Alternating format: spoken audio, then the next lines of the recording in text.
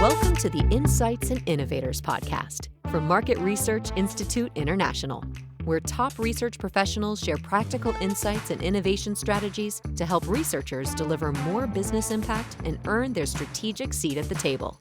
Today's episode is sponsored by L&E Research. L&E is the expert in qualitative research recruitment with nationwide recruiting, advanced technology, and industry-leading client service to unlock powerful business insights. That's why L&E Research is 99% client recommended.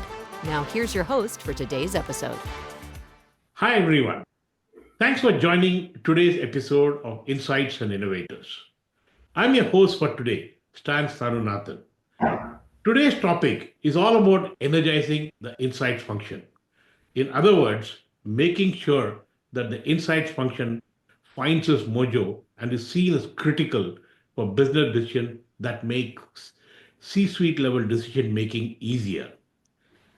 I can't think of a better person than Nitesh Priyadarshi because he's embodiment of energy. He's currently Chief Strategic Insights and Analytics Officer at Danone, based in Paris. Nitesh has spent a long time in the world of insights, both on the agency side and on the client side, and therefore has a very balanced point of view on the discipline as a whole. In this episode, Nitesh shares his perspective on how to take the insights and analytics function to the next level, the kind of stuff that he has done to actually achieve that. And therefore, whether you're on the client side or on the agency side, you will find his insights very invaluable in shaping your career as well as shaping the role of your agency or the function on the client side. Welcome, Nitesh. Thanks, Dan. It's entirely my pleasure to be here. Thank you for having me. Great. All right.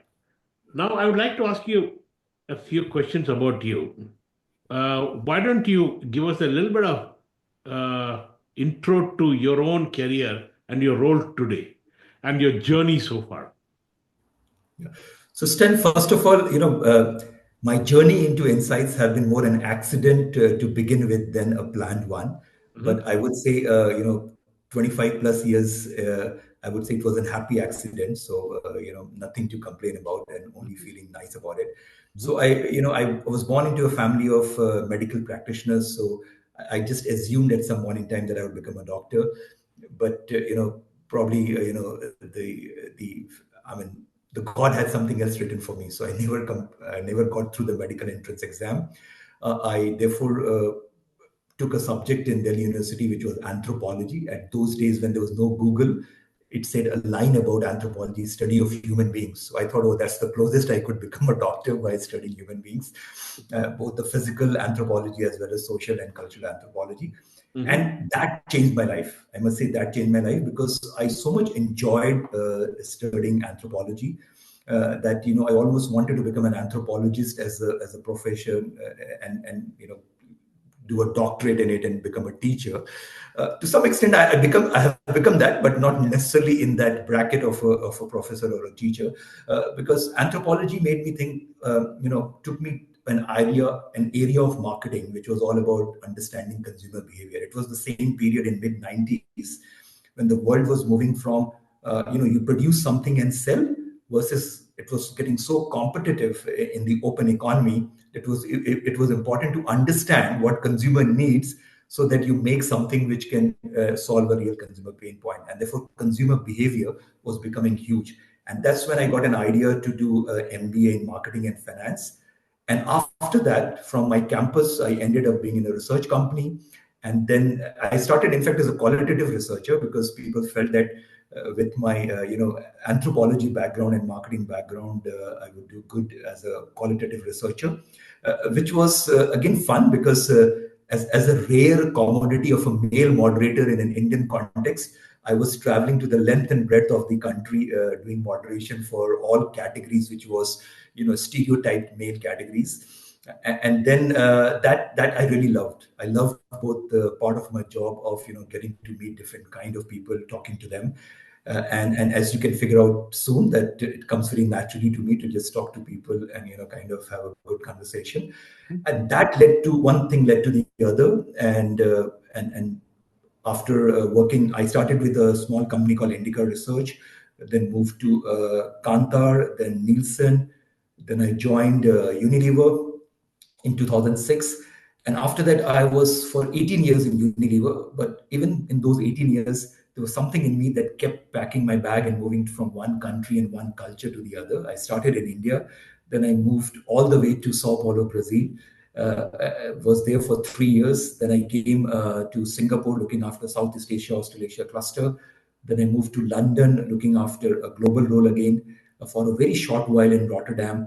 And then I went back to Mumbai, 5.5 years to look after the Unilever business there in South Asia. And then last year, after spending 18 years in Unilever, Danone knocked at my door, and for last 1 year, I am with Danone, looking after the insights function globally based out of Paris. What a fascinating journey. Really good, great. And I love the way you started off with anthropology because I've always found people who have a good grounding in anthropology, they are much more empathetic when it comes to really understanding what makes humans tick. So well done, well done. Uh, now, you've been there and done that. You've been in large companies like Unilever and also in now doing a global role in Danone. What do you think we as an industry need to do to get the status we deserve, given the importance of consumer centricity and consumers in every company? Every CEO talks about consumer is king, consumer is boss, whatever it is. But what do we need to do to make sure that when they say that we are there to make that become a reality? What do we need to do? Absolutely. So one thing, Stan, as you rightly said, nobody, no marketeer, no business person can say that, we as a company are not close to consumers, Mm, because that's the reality. But today, there's so much competition on the shelf that if you're not speaking to the consumers and patient, in our case, even patients and healthcare professionals, then you can never understand the real problem to solve a real pain point. Sometimes not only real pain point, but even to kind of wow a consumer with a benefit or with something that he or she has not even thought of, because consumers may not always know what they don't know. Yeah, so you can even wow them with something which is much more at an emotional and at an experience level, at a next level. Yeah. mm, Now the thing is that while every company would talk about it, every marketeer or a business person would talk about it, the the difference is, do you really do it or not? That, the say and do gap, how much real time as marketeers or as business people we spend talking to our consumers. Yeah. mm, Of course, talking to one consumer, 10 consumer will not give you the trend in its totality. You still need to quantify numbers. You still need to look at large scale trend. You still need to look at big data. mm, However, when you speak to those 5 and 10 consumers, then you feel the passion, you feel the pain, you feel the kind of emotions. mm, And then when you're working on a project to make it real, you bring that passion and into that project, and you bring life into that project rather than getting into a mechanical way of working. How mm, do you bring life into that project? And that's what makes the difference, because today when we sell a product, we are not selling a product, we are selling a brand, which is a combination of a functional and an emotional benefit. It mm, is something which does to your mind and heart. mm, So while making the product, if you can bring your mind and heart, mm, then you would bring that alive much more onto the shelf and onto the different touch points mm, than just not doing it. So the first thing I would say is, rather than just talking about the people centricity, how do we make it real? How do we really spend time mm, doing it? Yeah, so that's first. The second thing is, I always believe that as an insights person, sometimes we become too theoretical about bringing insights onto the table, and then we feel that, oh, our job is done. I mean, we have uncovered a great insight, we have uncovered an opportunity, our job is done. But taking the same leaf from my first point, the say and do, even if you bring the insights on the table, but if people have not done anything about it, or mm. if you can't connect it how it will bring growth to the company, then it's job half done. Yeah, or job not done, actually, I would argue. that insights which doesn't lead to action and impact is as good as not having that insights. So Mm. therefore, a lot of role today, I would say, that insights people have to play is not just about uncovering a great insight, but how do you use those insights to link it to how will it bring growth and opportunities for growth in the market, and therefore speak the business and the growth language. And Beautiful. therefore, one of the key skill that is required Mm. is how do you tell the story and how do you influence your business partner Mm. to act on those insights. Yeah, and I think that is something I would say one of the big change that we as an industry can do. Yeah. Awesome. Now, you talked about, everybody talks about consumer centricity. Give me an example where you did something which actually made people live consumer centricity as opposed to talk consumer centricity. So one thing is, Stan, what happens because we often work in categories that we also consume, correct? So, I have worked in categories where we also wash clothes, we also cook, we also, eat, ice cream, so we also, use beauty products or whatever, or yogurt. So we have worked in categories. So we work in categories that we also consume. So therefore, when we are at different levels talking about the consumer pain points, sometimes we end up reflecting our own pain points and Mm. not necessarily a consumer pain point. Mm. Mm. So I had this, conversation in all the roles that I have done to almost, go around talking to our business partners and marketeers that once you join a company like Unilever, once you join a company like Danone, you represent almost the top 2 to 5% of the population that you serve. You don't represent the 90-95% 5% of the population that you serve, which basically means that if you remain in your office, yeah, if you remain on your own desk and not speak to that 90-95%, then you are not doing the job of really understanding how do they cook, how do they clean, what are their challenges in life, and how does this product or brand fits in their life. So one very simple exercise, that way back in 2008 I did was for one of ice cream flavors. There was a debate about ice cream flavors are getting too exotic now and moving away from the basics of vanilla, chocolate, and strawberry. So what I did was in the head office that I was working then, I actually asked the 600 people in the head office that what is the flavor of ice cream that they can't live without, and then there was a list of flavor to choose from, and then I administered the same questionnaire to the real target group that in the market, so in the country. And you can just imagine. I'm telling you this story because the results were chalk and cheese. Yeah, so the flavors that the head office was choosing, the marketeers in head office, was very different to what the consumers were choosing. Consumers Mhm. were still wanting the basic chocolate and Mm. strawberry and ice cream. Of course, there was a percentage of consumers who were doing at the top, but the most of were still very basic in their requirement. Mm. So these kind of cheeky things, if you can say, I keep doing from time to time, Yeah. to be able to, make sure that people walk out and meet consumers. Yeah. And Yeah. then other thing is a very simple exercise. Yeah? I mean, if you just get the seniors in an organization, yeah, to walk the talk, to say that okay, if I'm going to, hand on heart, we all talk about people centricity, and how many times have we spoken to the consumers? And you would see, I have done this in all the forum that I stand and speak, and you will see there would be an awkward silence in the room, where especially in the rooms of seniors where they may not have done it. And that's the big change that today in Danone I can very proudly say that right from Antoine to everyone in the organization at a senior level, we are making sure that they are walking the talk by spending time with the consumers. In fact, last month, I was with Antoine sitting in Paris speaking to a consumer in Indonesia and UK. Mm. So today technology allows you, today technology allows you that even you don't need to really need air miles and time and effort to go and talk to a consumer. You can talk to a consumer while still sitting in the office that you are. So yes, so basically, you have to almost make them feel that we are not doing a great job if you're not talking to the consumers. And I can tell you, once you speak to the consumer, Mm. you can see the smile on their face when they come back after speaking to a consumer, because that you can feel the emotion, you can feel the pain, you can feel the delight or the excitement. And Awesome. that's exactly is required to bring in our product and in our stories here. That is awesome. That is awesome. Um, Having known you for a long time, you have a a slightly different leadership style. Yeah. And it is effective also.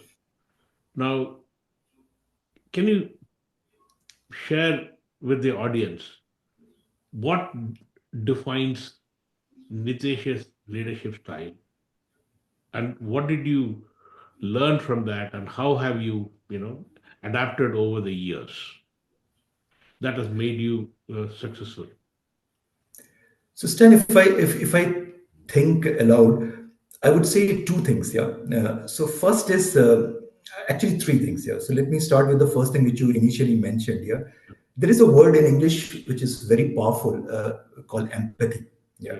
Yeah. And when I say empathy is to, like, whenever you're working in any context, whether you're working with your business partner, you're working with the ad agencies, you're working with your research partners, or you're working with your consumers, you need to understand the key stakeholders pain point, because you will not be able to do a great job of influencing and convincing them of your story if you Mm. don't understand where they are coming from. Mm. And I remember there was an ad agency, very senior person, and you say that, I mean, sometimes, we come across that, oh, we should not be testing ads because, we don't want creativity to be killed, the classical questions that, ad test kills creativity. And I have seen you in such meetings that you never lose your cool saying that, oh no, but testing is important. You always explain in the context. I said, because, as an ad agency, that's your job. I understand your job is to make sure that you are bringing as much of creativity onto the table, and it is your baby. So you will not call your baby that it is good or bad or ugly. Yeah? You would always want to believe that your baby is the best. Similarly, when you're working with a brand manager, he or she has been working for a year, for months on a project. Yeah. And therefore, of course, if they are liking their project, it is not their fault. If when I work on a project, I would love it, because if I don't love it, I won't work on it. Yeah. So therefore, when we are evaluating a product, when we are evaluating a communication, it is not about their or mine. It's not about that, oh, it's your product and we tested and it's failed. Your advertisement, I tested and failed. We are in this together. So you have to empathize and own the results, rather than you have to just say that, okay, your ad really failed. No, but your ad failed. As an insights person, we have co-created that ad.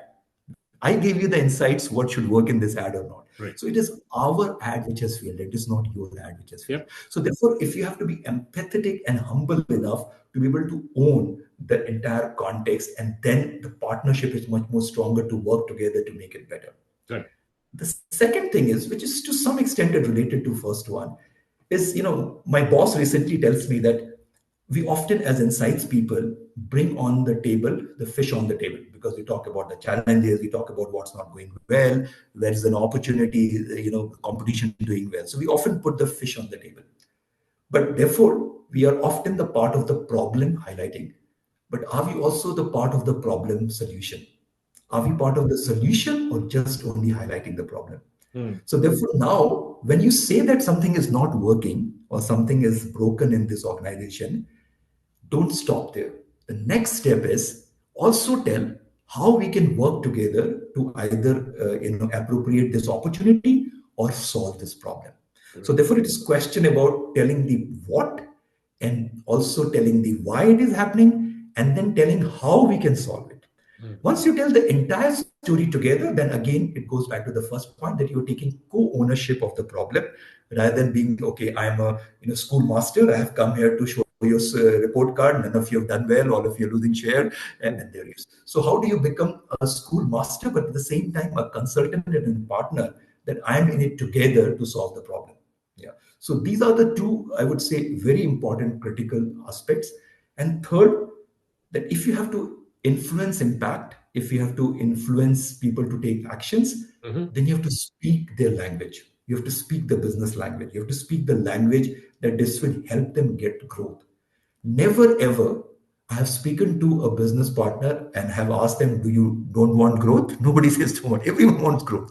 Everyone wants to, that's the reason why we exist as a company and a corporate today. Mm. So therefore, when we say that, okay, this will lead us to growth, then the language of discussion is very different. But if we just talk about insights and problem, then Yeah. it doesn't, really cut ice. That doesn't lead to action. Then it leads to more discussion, but no action. So therefore, how to be part of a solution And how do you influence business partner? By telling a great story, which is keeping what they want, which is growth for the business, which is what I want, which is growth for the business. And then it moves very well. So if I was to recap, how do you be empathetic and humble enough in understanding each other's where they are coming and what is their context? How do you make sure that you not only bring the fish on the table but also a part of the solution, that how can you solve it together? And third is, how do you just ensure that you're talking the business language of growth to be able to people to see why we are bringing this onto the table? Beautiful. Beautiful. Nitesh, I'm going to pivot now and get you to talk about your point of view on what is the biggest opportunity for the insights industry, given how the world of technology is impacting everything we do. Yeah. So before I go to the technology part, Stan, I just wanted to answer something on the aspect of the bigger opportunity, I think, for the insights function. And I think probably I learned this from you also, in addition to a lot of other business partners, but you were the key influence there. That I think insights as a function needs to create its own visibility. Yeah. I don't think we have done a great job of making ourselves visible in the organizations. Yeah, sometimes because we are the educated, because we think we know a lot of data, we understand a lot of models, we understand a lot of things, that how things work and doesn't work. Sometimes we are happy with our world of getting models and solutions on the table.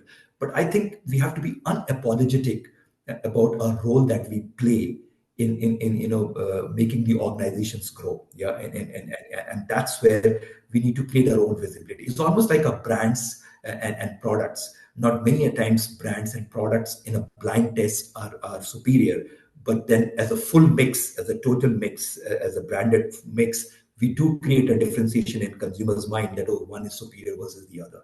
So similarly, by making sure that the work that we are doing in the function, in the organization, stands out and it's visible to the larger community to get the due, because then that gives you the return, which then makes you much more energetic to do it. The second thing is, if you create visibility, you would not create visibility on something which is not good, because then you will be caught. Yeah, correct. So therefore, visibility also gives you the responsibility to make sure that whatever you're doing is of damn good quality. Correct, because then only you can make it visible for it to go to different places. Because if it's visible and if it is bad, then it would backfire. Yeah, so that's very important. In this context, I definitely feel that technology, because as insights people, we need more time to do storytelling, to do influencing marketeers to act on insights for impact. We need to free up our time that we do in getting data together to be able to tell our story. And that's where technology plays a huge role. Yeah. Because in the past or even now today, a lot of time that we spend as researchers is about, very different pieces of data from very different sources to, kind of bring them together, to bring the dots together to actually sketch that story. Today, technology can handle much more data and can do it faster to give you patterns, to give you, what are some of the common hypotheses which is coming. Yeah. And then your job would be not to spend a lot of time on hypothesis and patterns, but your job is now that you have this hypothesis and pattern, how do you humanize it to tell a story which will make people act on it? So that's where technology can play a big role in terms of big data to make it easy and bring you in bites that you can consume much more easy without spending time. Yeah, because if you don't do that, the individuals have the same time. So if you don't free up that time, then it will not happen. Yeah, that's one.